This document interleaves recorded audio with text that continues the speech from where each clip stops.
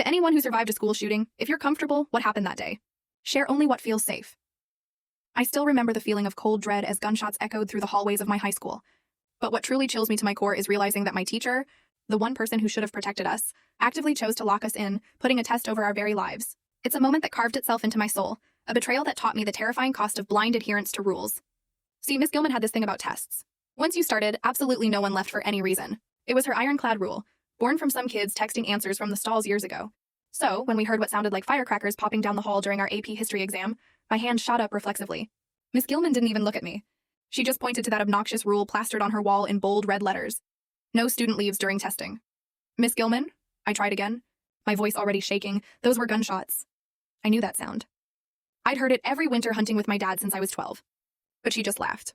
That dismissive little chuckle she did when she thought we were being dramatic.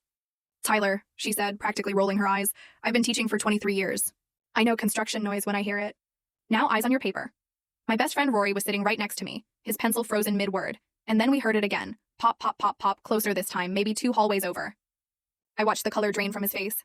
Miss Gilman, oblivious, calmly walked to her desk and started typing something on her computer, probably emailing maintenance about the noise. The intercom crackled, but no announcement came through, just this eerie static that made my skin crawl.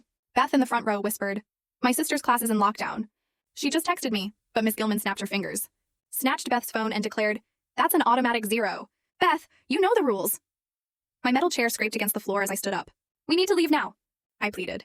But she moved between me and the door, hands on her hips in that power stance she always took. "Sit down, Tyler, or you'll be joining Beth with a 0. The pops were definitely getting closer now, and I could hear something else, running footsteps in the hallway above us, heavy and urgent. Kay started crying, mascara streaking down her face. "Please, Miss Gilman, please, can we just hide?" But then she did the absolute worst thing. She walked over to the door and locked it from the inside, trapping us all in. "Nobody is disrupting my test," she announced. That's when we heard it, actual humans screaming from somewhere in the building. Half the class jumped up, pure panic hitting everyone.